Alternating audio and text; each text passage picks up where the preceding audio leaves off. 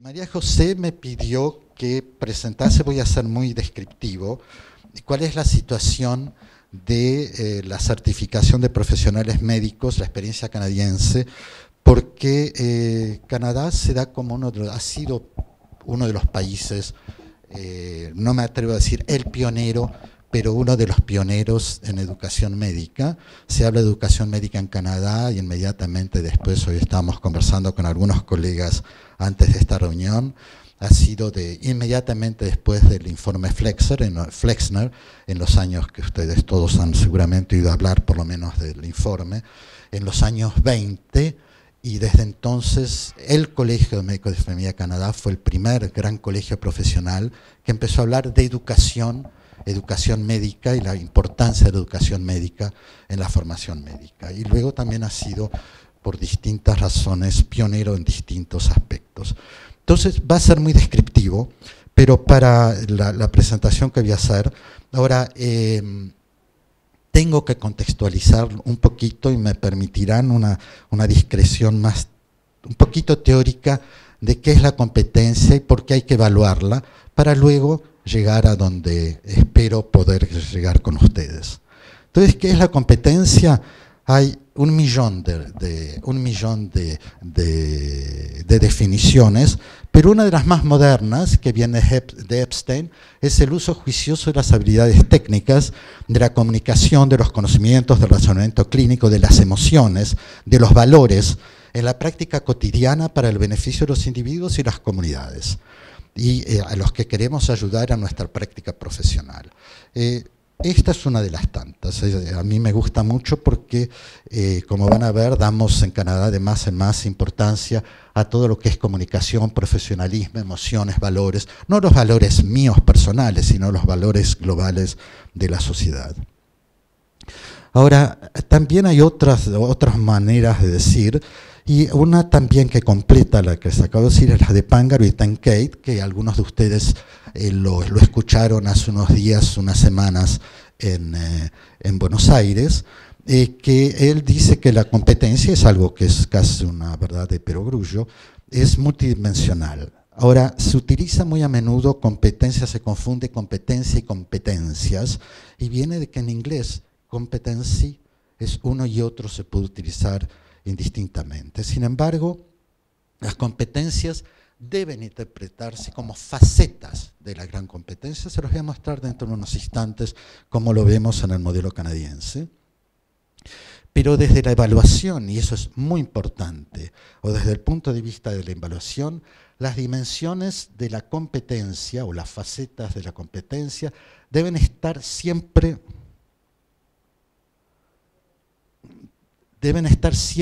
asociadas a actividades concretas, observables y contextualizadas.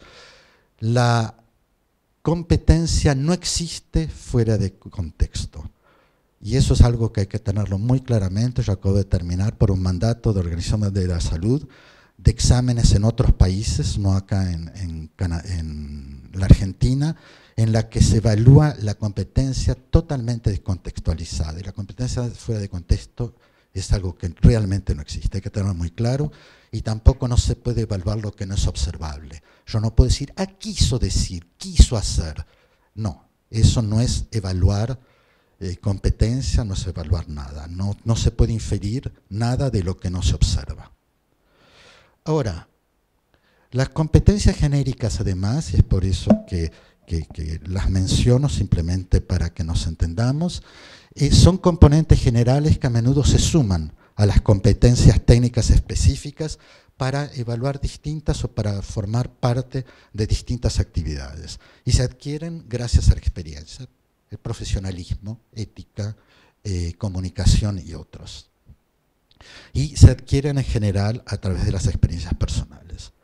Uno de los modelos que se ha convertido en uno de los modelos universales, que quizás algunos de ustedes lo han visto, es el modelo de CanMEDS, que lo desarrolló el Colegio Real de Médicos y Cirujanos de Canadá.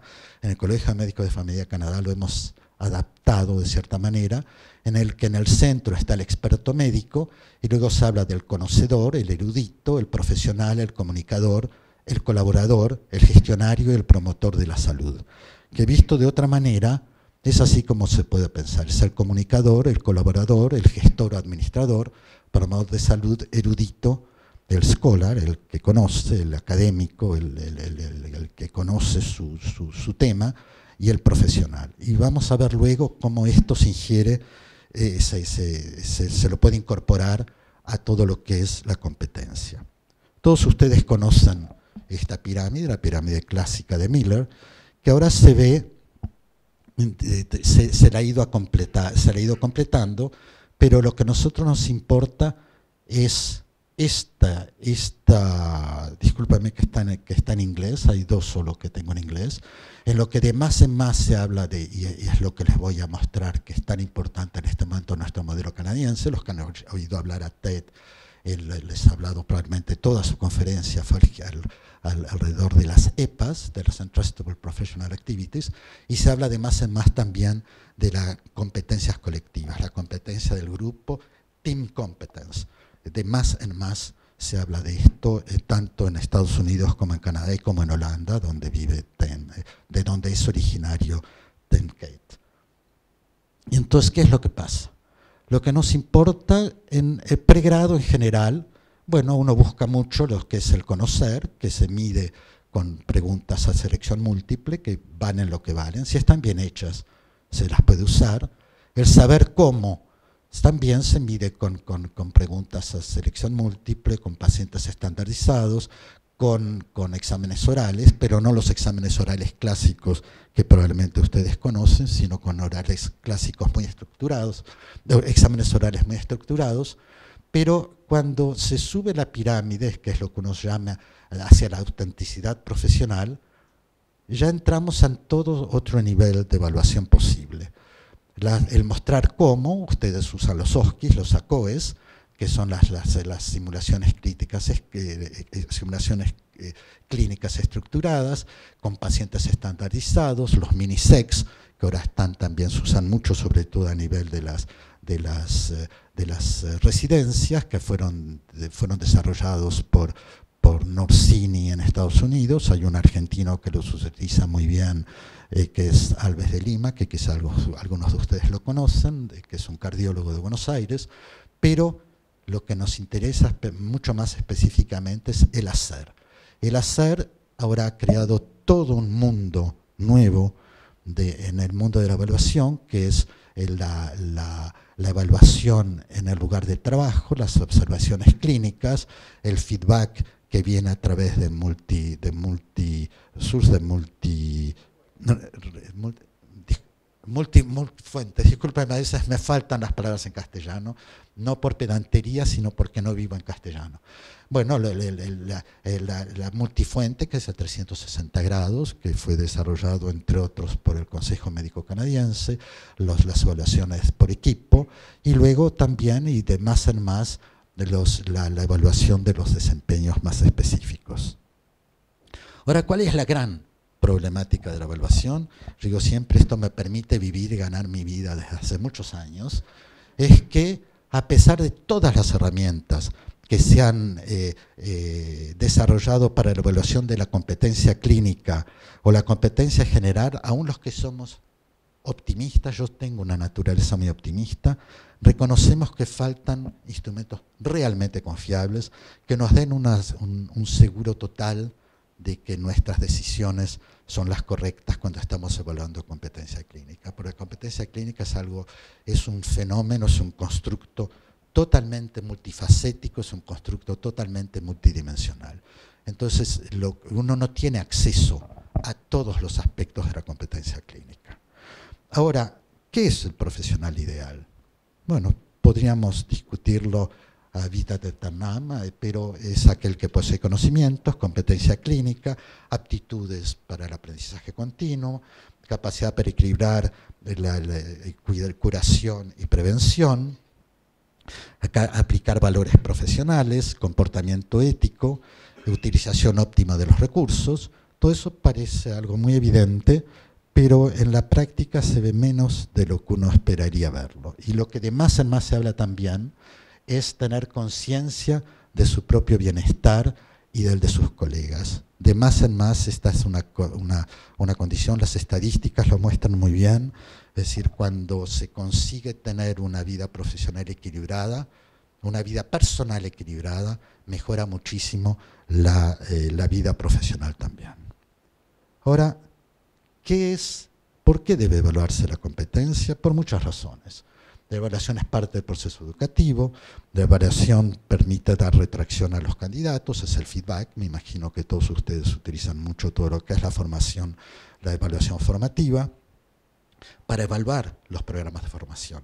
En las visitas de acreditación, tanto de las facultades de medicina como de los programas de certificación, de residencia, se tienen las visitas muy en cuenta todo lo que está pasando en evaluación, para certificar la competencia, porque de más en más se habla de la responsabilidad y la imputabilidad social de nosotros como docentes, de las instituciones que forman. Es un concepto que viene de Charles Bolen, que quizás algunos de ustedes han leído cosas de él, que fue durante 30 años la gran figura de la Organización Mundial de la Salud en todo lo que gira alrededor de la imputabilidad social de las instituciones de formación médica.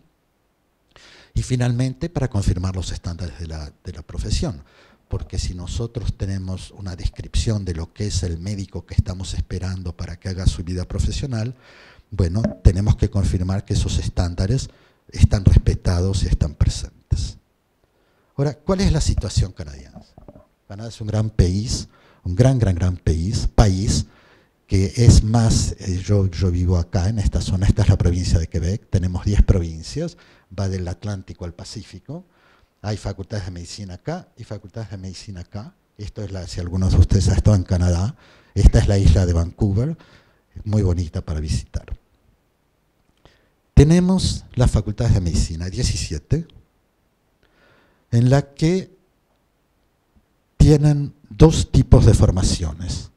Una formación que es la competencia médica no específica, es el estudiante de medicina que termina su carrera de medicina y que tiene la formación general y que está validada por el examen nacional de medicina, que es común a las 17 facultades de medicina, es teórico y es práctico, es un examen muy difícil que dura 3 días, y también tienen las formaciones de lo que llamamos la excelencia o las competencias específicas, que son los programas de residencia. Los programas de residencia en Canadá son obligatoriamente universitarios, no existen programas de residencia que no sean universitarios, y además son obligatorios para poder ejercer la medicina. Se los voy a mostrar dentro de 2 transparencias. La competencia médica no específica son los colegios médicos que la han definido, y es el Consejo Médico de Canadá que tiene y que controla el examen médico nacional de todas las facultades de medicina.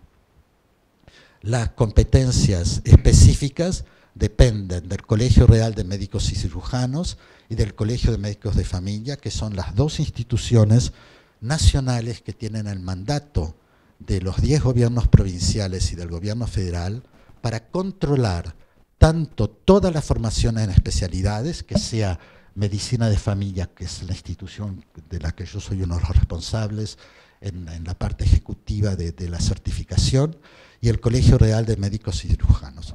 Ellos tienen el mandato absoluto y total del control, no solo de la formación y de la acreditación de los programas de formación, sino de la calidad de lo que está pasando durante los programas de formación. Son los responsables del examen final de residencia, que también son exámenes muy difíciles, y de otorgar el certificado de residencia de especialista, tanto de medicina de familia o de cualquiera de las otras especialidades médicas, y es en ese momento que se puede comenzar a ejercer de manera autónoma medicina en Canadá. En la provincia de Quebec, el sistema donde yo vivo, tenemos 4 facultades de medicina, es muy similar el sistema, salvo que, bueno, son las 4 facultades de medicina, pero tenemos el Colegio Médico de Canadá, de Quebec, que también tiene un rol importante para jugar en la formación médica en nuestra provincia. Es el único colegio médico que además está activamente comprometido con la formación médica de pregrado en nuestra provincia. Ahora, ¿cómo es el acceso a la práctica médica? Bueno, hay facultades de medicina, todas tienen que estar acreditadas, si no, no pueden dar diplomas. Las facultades de medicina dan el diploma médico, y luego hay dos posibilidades a partir del diploma: medicina de familia o especialidades, que se hace a través de los programas acreditados por el Colegio Real de Médicos y Cirujanos y el Colegio Médico de Quebec, o programas acreditados en medicina de familia también con el Colegio Médico de Quebec, que tiene un rol histórico en nuestro sistema, que eso podremos hablar después de políticas canadienses. Entonces, a partir de ahí existe la formación de residencia de 2 a 3 años en medicina de familia, y pueden ser más largas si van a las subespecialidades en medicina de familia, que en este momento en Canadá es geriatría, medicina deportiva, pediatría, cuidados paliativos, geriatría y medicina de urgencia. Y si no, van a las otras especialidades. Cuando terminan las especialidades, es el examen final, tanto de uno del otro, que son exámenes realmente complejos, y tienen simultáneamente el diploma universitario, la licencia de práctica y el certificado de especialista. Y esto pasa después de 2 años de college, 4 o 5 años de formación de facultad de medicina y 3 a 7 años de formación en las distintas especialidades que puedan haber elegido. Esta es la descripción global del sistema canadiense. Ahora, para que nos entendamos, tenemos distintos niveles. Hay la licencia, que es la habilitación a la práctica de medicina, que son las autoridades médicas que establecen los estándares, y representa el resultado de la evaluación individual antes de tener la habilitación profesional, que esto está controlado por el Colegio Médico Canadiense, el Medical Council of Canada, que es el examen nacional de medicina. La certificación es el proceso de los grupos de pares, es decir, los especialistas. Son los colegios, el Colegio Real, el Colegio de Médicos de Familia de Canadá, que se busca al nivel de excelencia y además de experiencia en la especialidad médica, cualquiera ella sea. Hay alrededor de 60 especialidades en Canadá y las especialidades y subespecialidades del Colegio Médico de Familia. En un momento dado eran dos situaciones totalmente distintas porque el título era habilitante, es decir, que la licencia habilitaba. Sin embargo, ahora ya las diferencias tienden a desaparecer y prácticamente han desaparecido porque ahora no se puede ejercer con la licencia médica, hay que tener la certificación de médico especialista. Entonces, ¿cuál es la finalidad? Proteger al público, definir los estándares y mantener la calidad de la profesión por selección y por control luego de la práctica en la práctica. Ya les voy a describir, les voy a explicar cómo se pasa eso. Y luego, recertificación. Se habla en muchos lugares de recertificación, es un tema que ha sido muy discutido en Canadá. En Canadá no tenemos una recertificación establecida. Ahora les voy a decir qué es lo que pasa. ¿Qué es la recertificación? Es simplemente verificar que el médico mantiene su competencia en el desempeño práctico y se mantiene siempre en los estándares que han sido previstos y esperados. ¿Por qué se supone o se tiene o se desea esta recertificación? Bueno, porque es una exigencia legal muy a menudo de los empleadores, sobre todo en Estados Unidos, mucho más que en Canadá, para mantener los conocimientos actualizados, que eso es importante, y para dar una línea, una base, de decir, este médico, este profesional, ha perdido su nivel de competencia. Es decir, ha llegado a un nivel de incompetencia. Y hay descriptores que son muy interesantes de cómo diagnosticar la incompetencia de un médico profesional. Lo podremos, si tienen alguna pregunta, luego lo podemos conversar. Ahora, ¿por qué se necesita? Bueno, porque hay una responsabilidad social frente a la sociedad. Es decir, realmente se quieren los mejores estándares de práctica. Hay una responsabilidad frente a la propia profesión, seguimos siendo similares o equivalentes a nuestros pares, y además hay una responsabilidad frente al gobierno que provee los fondos. En Canadá, yo no sé cómo es en la Argentina, no puedo comparar, pero hay 2 ministerios que tienen la mitad del presupuesto, tanto a nivel federal como a nivel de las provincias, que es 50% del presupuesto es salud y educación. El Ministerio de Salud tiene 26 o 27% del presupuesto y el resto, hasta 50%, es educación.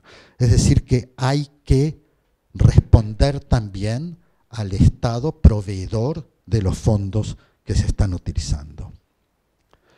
Y además tenemos el control de la práctica, que ha sido establecido para verificar si en la práctica real el médico mantiene su calidad de práctica y es a un nivel suficiente para no causar prejuicios al paciente. ¿Y cómo se verifica esto? De manera totalmente, yo dije randomizada hoy, es aleatoria. Aleatoriamente los colegios provinciales visitan consultorios médicos, visitan hospitales donde los médicos están practicando. Por supuesto no se pueden verificar los 90.000 profesionales que hay en este momento en Canadá, más o menos mitad médicos de familia, mitad de especialistas, pero en la provincia de Quebec tenemos alrededor de 18.000.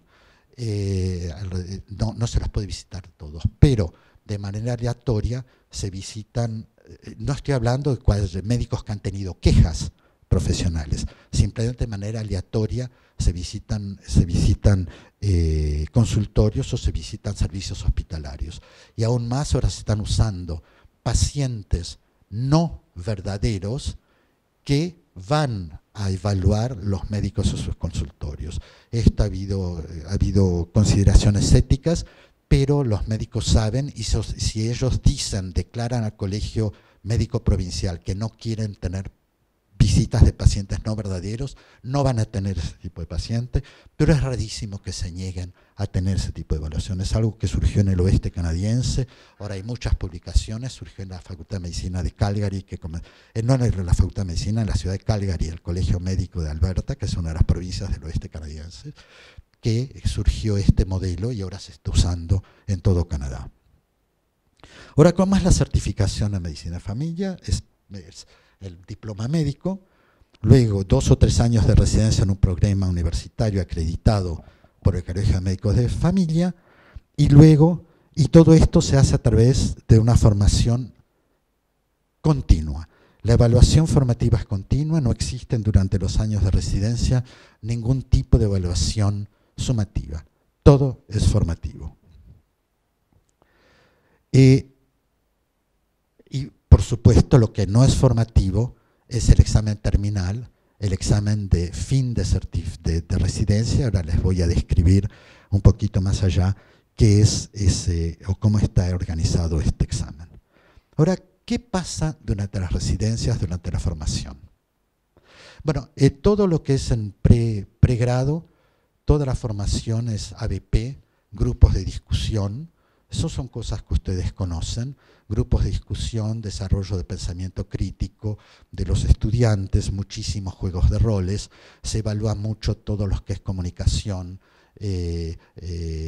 ética, profesionalismo, se trabaja mucho, sobre todo en los 2 últimos años, no existe internado rotatorio en Canadá.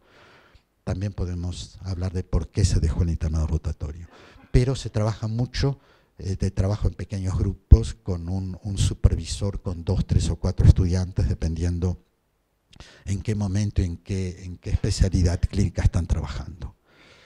Bueno, uno de los modelos que ahora se está desarrollando, y les doy como modelo la medicina de familia, es muy similar a lo que está pasando en las distintas especialidades del Colegio Real. Como yo trabajo en el Colegio Médico de Familia, tengo acceso y formo parte de todo esto de manera activa. Se ha desarrollado un modelo que es muy interesante, que es un problema integral de evaluación continua que se llama CRAFT, Continuous Reflective Assessment for Training, en el que los actores son los residentes, sus supervisores clínicos y los responsables académicos. Se trabaja en triadas, en el que es un trabajo permanente de contacto entre el residente, el que lo supervisa y los responsables de los programas en que los residentes están trabajando. Ha dado gran responsabilidad a los residentes. Todas las decisiones se toman, y ahora les voy a mostrar algo de lo que pasa, por ejemplo, en profesionalismo. Todos los actores se convierten al mismo tiempo en sus propios autoevaluadores. No hablo de autoevaluación, sino autoevaluadores en discusión con sus supervisores. El modelo está funcionando muy bien, acaba de ser implementado y una gran satisfacción. A esto se agrega todo lo que es el nuevo paradigma, que es el paradigma de evaluación de competencias basado en el nuevo concepto de TEMCATE, que es el modelo de las Entrustable Professional Activities, las CEPAs, que en castellano se ha traducido, hay varias traducciones, pero una de ellas es actividades profesionales confiables. Y les voy a dar un par de ejemplos, es muy interesante, está funcionando muy bien. Entonces, ¿qué es en qué se basa este modelo de actividades profesionales confiables? Permite relacionar los elementos o áreas de la competencia con la práctica clínica en el modelo de competencias que usamos nosotros, que es el modelo CANMEDS, en medicina de familia que se ha adaptado, que se llama CANMEDS-F, que es el modelo de la medicina de familia, pero que es muy similar a esa flor que yo les mostré con los 6 pétalos. Y esto ha sido descrito por TEMCATE, que los que lo escucharon, además es un muy buen presentador, lo escucharon en Buenos Aires, creo que él fue muy a fondo con el modelo de las cepas. Entonces, ¿qué son estas cepas? Son tareas importantes que deben efectuar los médicos y que pueden ser observadas en los medios clínicos. Es lo que yo mencioné en el alto de la pirámide, Workplace Assessment. Explicitan y sistematizan, y es eso lo que es interesante, lo que se hace implícitamente. Cuando probablemente muchos de ustedes trabajan con residentes, trabajan en la formación clínica de los estudiantes. Y hay muchas cosas que uno hace intuitivamente. Lo interesante de estas actividades profesionales confiables es que permitan sistematizar, y les voy a dar un ejemplo en lo que el supervisor clínico a veces hace de manera más intuitiva.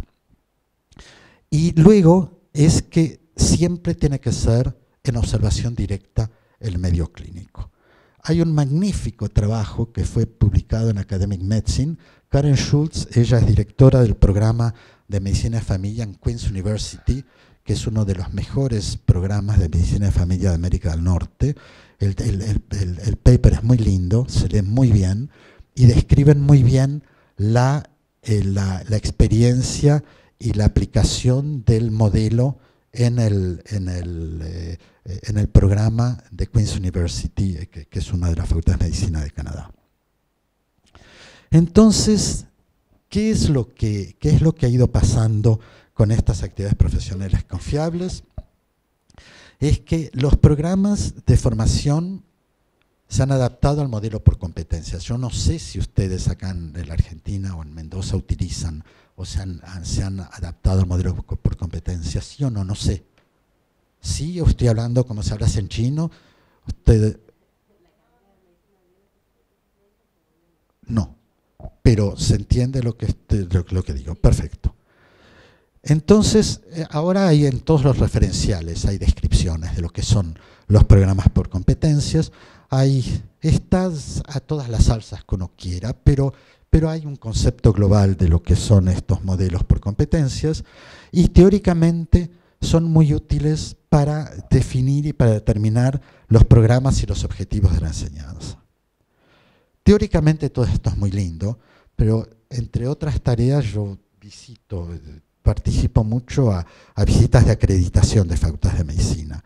Y entre el discurso y de la realidad hay abismos mayores. Es decir, se habla mucho de programas basados en competencias, pero uno ve que es más de lo mismo. Es decir, que el discurso ha cambiado, pero se siguen utilizando evaluaciones a selección múltiple y las competencias con objetivos muy específicos cognitivos y demás. En fin, pero se habla de programas por competencias. Pero además, ¿qué es lo que pasa? Que todo lo que pasa todo lo que se está desarrollando en los programas de evaluación de formación por competencias es que es muy difícil evaluar todos estos aspectos de manera satisfactoria en la práctica, sin caer en modelos totalmente reduccionistas, que es caer en lo que uno hacía antes, en más de lo mismo. Uno de los elementos importantes y que se da muchísima importancia es todo lo que gira alrededor de la comunicación. La evaluación de la comunicación. Les voy a dar ejemplos de cómo uno puede abordar o cómo uno puede definir ciertas cosas para observar. Me van a disculpar que tengo dos porque vienen de una publicación que hemos hecho, pero que están en inglés, pero es muy fácil como ejemplo. ¿Qué pasa? El problema es que todos los exámenes que sean estructurados, no estructurados, OSCIs o lo que uno quiera, uno cree que está evaluando aspectos de comunicación, pero la buena comunicación solo se puede evaluar en la vida real. Una vez más, en evaluación en la práctica, en evaluación en el médico de trabajo. Y además hay que definir qué es una buena evaluación, una buena comunicación o qué no es una buena comunicación, para que el supervisor sepa qué es lo que tiene que observar cuando está evaluando a su candidato o a su estudiante. Entonces, se ha hecho toda una serie de trabajos con un equipo de trabajo del Colegio de Médicos de Familia de Canadá que se validó a nivel nacional a través de mandar los elementos que se habían definido y se evaluó con médicos académicos y con médicos en práctica y tuvimos respuestas de 2.000 prácticos que después se analizaron y demás y quedaron, la validación se hizo muy bien. Y esto es uno de los ejemplos que se pueden hacer. Hay temas, se vieron los comportamientos esperados, los comportamientos que uno espera en una buena comunicación. Hay 10 temas que se definieron y los comportamientos inapropiados. Si a algunos de ustedes les interesa, tengo en PDF, tengo las referencias. Y entonces, por ejemplo, cuáles son los elementos en los temas que hay que observar o que hay que mirar por situaciones culturales o situaciones de la edad. Entonces se describe qué es lo que uno espera en esa situación. Luego el comportamiento apropiado, cómo se adapta, por ejemplo, hacia el adolescente, cómo se adapta a un a un paciente con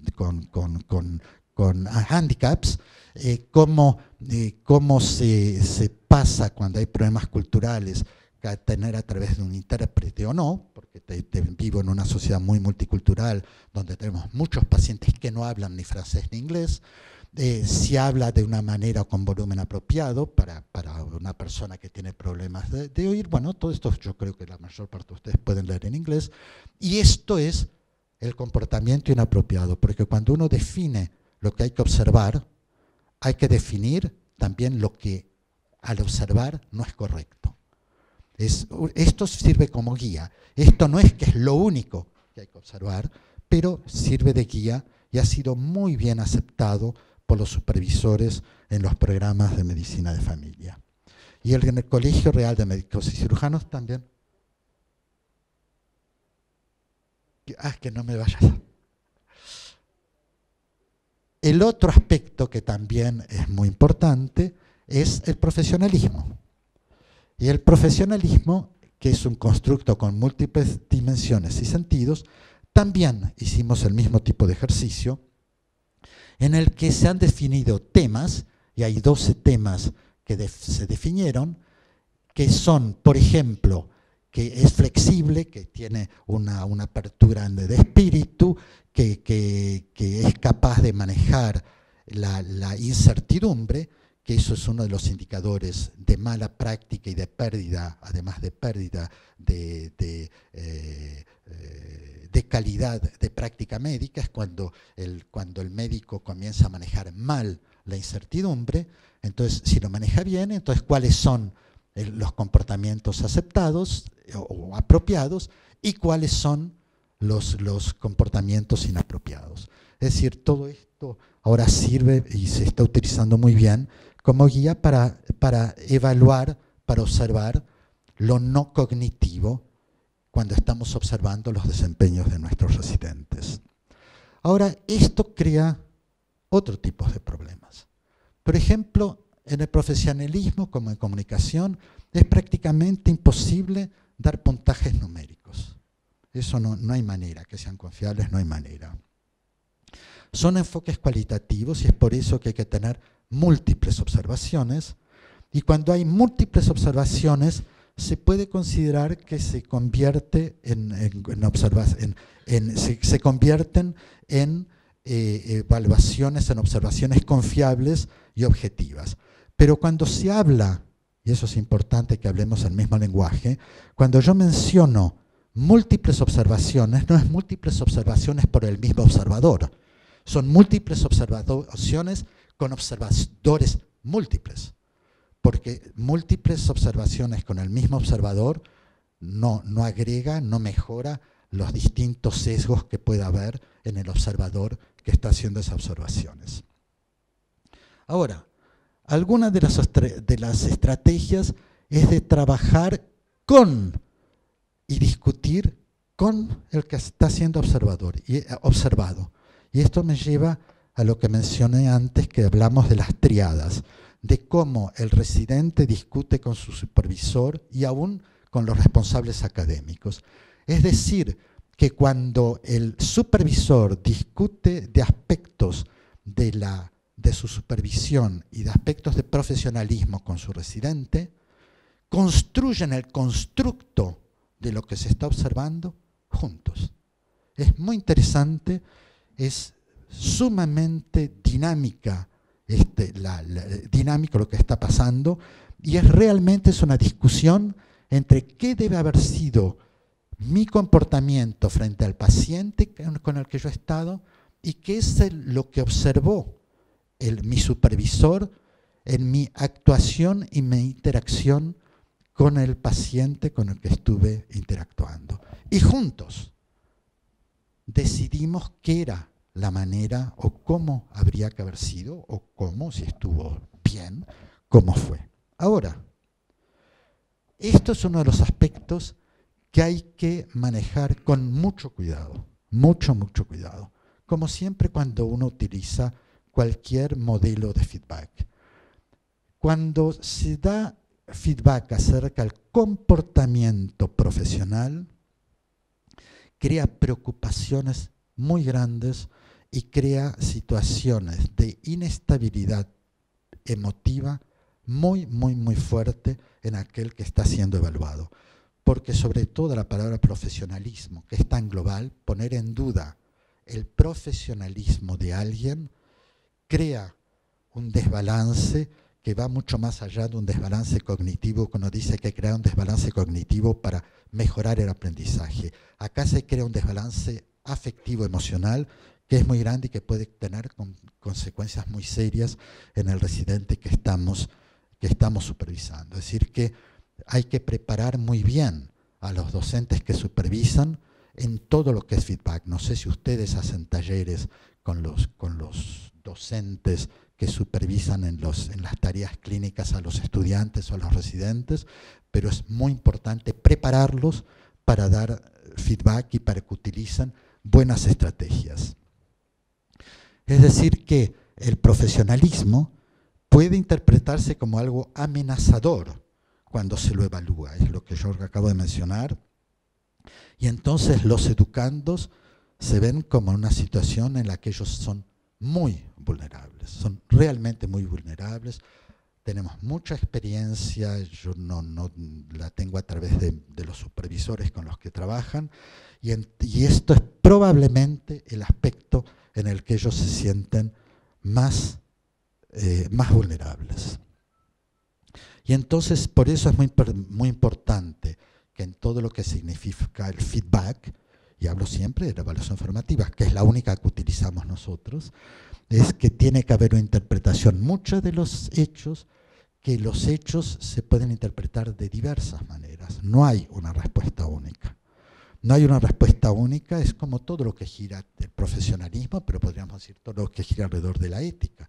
Son esas situaciones en las que no hay ningún tipo, y es totalmente artificial, creer o querer crear una evaluación a partir de una respuesta única, porque esa respuesta única no existe.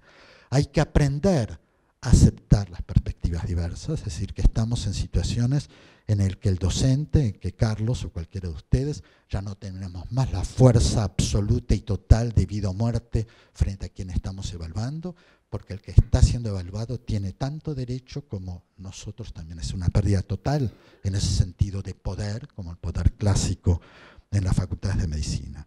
Y es muy importante porque hay una exploración mutua del sentido de los comportamientos observados. Y es muy enriquecedor, tanto para el supervisor como para el que está siendo observado. Hemos desarrollado instrumentos que son muy interesantes y se utilizan muchísimo, y estos instrumentos han sido evaluados además con los residentes mismos, cómo ellos se sienten cuando están siendo evaluados y cuál es el impacto de estas notas de campo, que son field notes, que ha sido desarrollado por Mike Donoff, que es uno de los grandes académicos clínicos en Canadá, que son pequeñas observaciones muy puntuales que se hacen con los residentes y ahora se están empezando a utilizar también con estudiantes de medicina que están en las fases clínicas, que para nosotros son los 2 últimos años de Facultad de Medicina.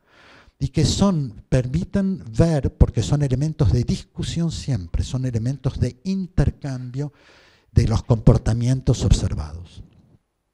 ¿Y qué son estas notas de campo?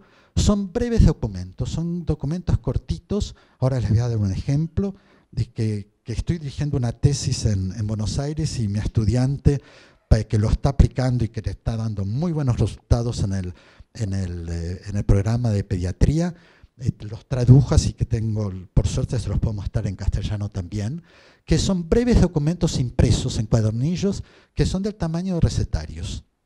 Y entonces uno mira y son múltiples observaciones cortitas, de 2 minutos, 3 minutos, 4 minutos, y uno observa algo. Van a ver que hay muchos elementos que uno puede observar, pero uno observa específicamente algo, y se hacen en un día, se ponen 2, 3 o 4, y al final del día, porque feedback nunca se debe esperar, a veces el feedback debe ser inmediato, a veces un poco tardío, pero nunca más de 24 horas. El ideal es dar un feedback inmediato, y el feedback inmediato, además de ser un feedback personal, nunca se da feedback público. El feedback es siempre 1 a 1, y muy específicamente, yo creo que eso no funciona. Y siempre, por supuesto, has hecho algo bien, y esto me parece que, en fin, probablemente todos ustedes conocen todo esto. Entonces, todo esto se puede mirar, la selectividad, el razonamiento clínico, el profesionalismo, el modelo centrado sobre el paciente y las necesidades del paciente, se pueden mirar las dimensiones de procedimientos, y además se puede mirar la comunicación con los pacientes y con los colegas. Y esto daría la traducción, pero no es un solo cuadernillo que tiene todo esto, pero entonces se pueden medir las habilidades de comunicación para realizar el examen físico y procedimientos, habilidad humanística y de profesionalismo, habilidades de razonamiento clínico de criterio clínico y habilidad de selectividad. Y entonces uno le puede decir al residente, ¿qué te parece que ahora observemos tal cosa? No es que uno va a observar todo. Es un contrato siempre entre el que está siendo observado y aquel que observa. Bueno, ahora vamos a observar, o qué deseas que observe ahora. O voy a observar tal cosa. Pero siempre uno le puede decir al residente, ¿qué es lo que querrías que veamos ahora? ¿Dónde te sentís más fuerte o dónde te sentís más débil? Entonces, siempre uno construye a 2. Es una diada en este caso, porque es un observador que observa. Bueno, el impacto de esto, que hemos hecho una publicación que ha sido muy bien recibida, es cómo los residentes consideran que les ha permitido focalizar muy bien sobre sus puntos débiles de comportamiento, sus puntos débiles de cómo abordan al paciente, sus puntos débiles, cómo manejan ciertas situaciones que pueden ser más o menos difíciles. Ahora, para volver a las actividades profesionales confiables, que forma parte también de la formación de los residentes, bueno, las EPA son unidades de la práctica profesional que se definen como tareas o responsabilidades cuyo logro se confía a los educandos para que puedan desempeñarlas de manera más o menos autónoma. En el Canadá hemos definido toda una serie de actividades profesionales confiables, algo muy dinámico, se están definiendo muchas más. Y, por ejemplo, una de estas actividades que hay que observar es comunicar en situación difícil o delicada. Y entonces, ¿cuál es la descripción de esta actividad profesional? Bueno, el residente es capaz de comunicar en situación difícil o delicada con los pacientes, las familias, los colegas u otros miembros del equipo profesional responsable. Puede tratarse de enunciar malas noticias, de hablar de situaciones complejas o difíciles, de tomar en manos una crisis, ansiedad, tristeza, enojo o insatisfacción por los cuidados recibidos. Y además, no sé acá, pero en nuestro medio, en general es el residente que va a enfrentar, es el primero que enfrenta ese tipo de situaciones. No es el supervisor, no es como llamamos nosotros el patrón, es el residente que lo enfrenta. Y debe iniciar la conversación con las personas concernidas, debe mostrar las competencias necesarias para manejar una cantidad importante de complejas de comunicación. ¿Y cuáles son los roles o las competencias que uno evalúa con esta EPA o APC, esta Trustable Activity? Bueno, la experticia médica, la calidad de comunicador, de promotor de la salud y el profesionalismo. ¿Cuáles son los comportamientos esperados? Doy un ejemplo cortito porque hay 14 o 15, pero es para mostrarles qué es lo que uno espera del educando. Bueno, que verifica quién debe estar presente y que la información puede darse o compartirse sin permiso previo. Es decir, el supervisor, él necesita, antes de dar lo que va a decir en una situación difícil, él tiene la autoridad para decirlo o no. Es algo que él debe saber si puede hacerlo o no. Prever encuentro y comunica en lugar privado, no frente a toda la familia del paciente para decir, sí, señora, usted se va a morir dentro de una semana, o algo por el estilo. Discúlpenme, es absurdo lo que estoy diciendo, pero las comunicaciones se hacen privadamente o no en el corredor del hospital o en el corredor de la clínica, y que todo el mundo escuche, las enfermeras, los pacientes, los colegas y demás. Escucha atentamente las reacciones de quien le está dando la comunicación. Y después hay toda otra serie de elementos, de indicadores. ¿Y qué es lo que no debe hacer, por ejemplo? Que sin verificar que tiene esa autorización, que comunica en un lugar público que puede afectar a la confidencialidad, o que da una información por teléfono cuando no tiene derecho a darla, por ejemplo. Es decir, todo lo que puede afectar la comunicación. Y también hay 12 o 14 descriptores de lo que está pasando. No presta atención a las preocupaciones del paciente, lo interrumpe con frecuencia y demás. Y les puedo, después si tienen alguna pregunta o algún comentario a hacer, les puedo comentar de talleres a los que yo he participado como participante, en la que éramos 20 supervisores de residentes, y les puedo contar anecdóticamente cosas que pasaban en este tipo de cosas. Ahora, este tipo de supervisión debe ser siempre efectuada en diversos contextos y a lo largo de la formación del residente, para tener siempre múltiples observaciones, múltiples observadores y múltiples contextos. Entonces, esta EPA en particular ha sido desarrollada ¿para qué? con interacción de pacientes y sexos diferentes, nuevos pacientes, departamentos de urgencia en clínicas externas, en consultorio, en momentos de internar pacientes en los servicios de medicina o cirugía, en pacientes hospitalizados.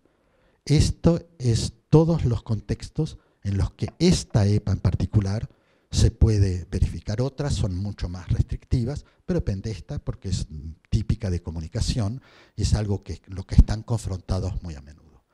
Ahora, ¿qué pasa con todo esto? Les permite llegar al examen. Y ya estoy, en unos minutos más los libero para que puedan respirar. Llegan al examen a través de 2 o 3 años que pasan a través de todo esto. Esto es, ¿qué pasa durante la formación de los residentes? Hay autoevaluaciones, hay evaluación por pares, hay coevaluaciones, hay diarios o bitácoras, hay simulaciones de procesos de aprendizaje, hay simulaciones de procesos de evaluación, hay evaluación de resultados que se hacen, pero son siempre evaluaciones formativas, insisto. Hay evaluaciones de portafolios que se usan de más en más y puede haber, depende de los programas, no es que todo se hace en todos los programas, pero en general se pasa a través de esto. Hay observaciones directas, que se usa muchísimo, observación a través de espejo. Observaciones indirectas, es que el paciente presenta a su supervisor, el residente presenta al supervisor el paciente que él vio, pero el supervisor no lo ha observado directamente. Se usan muchísimo las notas de campo, donde se mira ética, se mira comunicación, la educación al paciente, la empatía, aspectos del profesionalismo, se puede hacer más cosas, y todo esto son las llaves para llegar al examen. Las evaluaciones son formativas, pero hay instrumentos en los que permiten decir el residente alcanza, porque toda es la pedagogía de la maestría durante las residencias, alcanza los criterios, alcanza lo que uno quiere, los objetivos, entre comillas, aunque es una mala palabra cuando habla de formación por competencias, alcanza los objetivos, alcanza los niveles esperados. A veces no los alcanza. Entonces, si la residencia es de 2 o 3 años, se le pide y el director de residencia va a decir, no estás preparado, no tienes todas las llaves para presentarte al examen de certificación actual dentro de 2 meses. Yo te aconsejo que tenemos los exámenes de certificación son cada 2 años, cada 6 meses, 2 por año. Te aconsejo que continúes tu residencia 4 o 5 meses más para completar todas las falencias que han sido identificadas. No le pueden impedir presentarse al examen si él quiere presentarse o ella quiere presentarse, pero en general siguen los consejos del director de programa o de los supervisores, entonces se presentan más tarde. Son muy pocos los que eso les pasa, pero puede pasar. Y entonces se presentan al examen. ¿Y en qué consiste el examen? Hay simulaciones clínicas escritas, muy bien validadas, que son 50 casos clínicos a los que están confrontados, que es un examen que dura, ahora antes se hacía sobre 2 días y eran 100 casos clínicos, pero ahora por toda una serie de validaciones que se hizo tanto de contenidos como de calidad, de medida, se ha reducido a 50 casos clínicos, 100 no aportaban nada más, salvo angustia a los residentes, no aportaban nada a las decisiones que se tomaban, y 5 entrevistas médicas simuladas, que son 5 entrevistas de 15 minutos. No olviden que todas las evaluaciones clínicas se hacen durante los años de residencia. Este examen de certificación nacional, que prácticamente 98% de los residentes lo aprueban en la primera tentativa y el 2% que no lo aprueban 6 meses más tarde, porque tienen derecho a presentarse 2 veces al examen de certificación si no lo aprueban todos. Es decir, que es más una imagen al público en el que de los 17 programas, porque en todas las especialidades hay 17 programas a través de Canadá, han sido evaluados con la misma regla, de la misma manera, todos los que vienen de todo ese inmenso país que es Canadá. Entonces, más que convencer al colegio, por ejemplo, de medicina de familia, que son buenos, porque ya lo sabemos que lo son, han pasado a través de las residencias bien, es por eso que, aunque parezca relativamente limitado lo que uno está evaluando, no se puede evaluar todo tampoco. Es decir, es más dar una certificación de que están al nivel que uno quería. Entonces, los exámenes clínicos escritos son aplicación de conocimientos para resolver problemas clínicos que en general giran a través de la promoción de la salud, prevención de enfermedades, áreas con protocolos de intervención bien establecidas, pero todos son resolución de problemas clínicos. Y las entrevistas médicas simuladas, que son 5 de 15 minutos, tienen que identificar el problema clínico y son, sobre todo, se mide y se busca todo lo que son las habilidades de comunicación entre el paciente y el médico o el residente. En lo que concierne el mantenimiento de la competencia, bueno, los médicos tienen la responsabilidad de mantener y mejorar sus conocimientos y competencia y la responsabilidad de planificar sus actividades de formación continua. No existe de manera formal en Canadá, no hay exámenes de recertificación, pero se utilizan toda una serie de actividades que son créditos de formación en las que son de formación continua, que son obligatorias, que tienen que ser acreditadas y muchas de ellas evaluadas, más el control de la calidad de la práctica profesional. Es decir, que una vez obtenida la certificación se trata de mantener la adhesión al Colegio Médico de Familia de Canadá, y la única manera de mantener la adhesión es teniendo los créditos de formación continua. ¿Y qué es lo que pasa? Si no se completan los créditos de formación continua, se pierde la certificación. ¿Y cuál es la consecuencia? Se pierde la licencia de práctica médica. Es decir, que hay que tomar muy en serio todos estos créditos que son teóricamente voluntarios, en la práctica no son voluntarios porque hay que completarlos. Y son 250 créditos de formación en 5 años y son de 3 niveles. Son 50 horas de actividades acreditadas por año, que son de 3 niveles, no importa, pero se llaman MANPRO 1, MANPRO 2 y MANPRO 3, mantenimiento de la proeficiencia profesional, que son de distintos niveles. Algunos de ellos son sobre el honor. Dicen, sí los he hecho. Se ha demostrado que es muy raro que mientan, por si hay maneras de poder saberlo. No hay ninguna policía para controlar que los créditos ganados sobre honor han mentido, no se los controla, pero se sabe que son muy raros los delincuentes. Pero tiene que completar 50 por año o 250 en 5 años. En conclusión, bueno, no se debe utilizar un examen de selección para entrar en residencias, no lo tenemos, pasan directamente el examen, es el examen nacional de medicina, pero no es un examen para entrar en residencia, es totalmente otra visión de la evaluación, porque todo lo que se sabe es que no son predictores, los exámenes de conocimientos. Yo conozco y me han dado a evaluar los exámenes de admisión en residencia en Argentina, he tenido acceso en Chile también, y en Perú, y en Costa Rica, y en Cuba. Son todos exámenes de conocimientos, es decir, que tomar exámenes de conocimientos a final de la Facultad de Medicina para entrar en residencia, desde mi punto de vista, es una incongruencia total. Podemos discutirlo luego, no sé lo que piensan ustedes, pero yo hablo muy claramente de lo que yo pienso de esto. Son totalmente sesgados de la competencia. La evaluación durante la residencia es indispensable, debe ser continua, numerosa y formativa.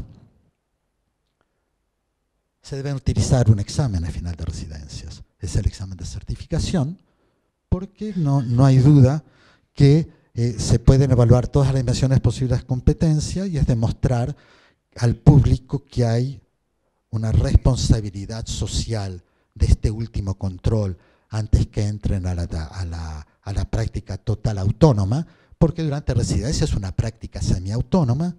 Y finalmente, que es importante el control de mantenimiento de la competencia profesional durante toda la vida profesional.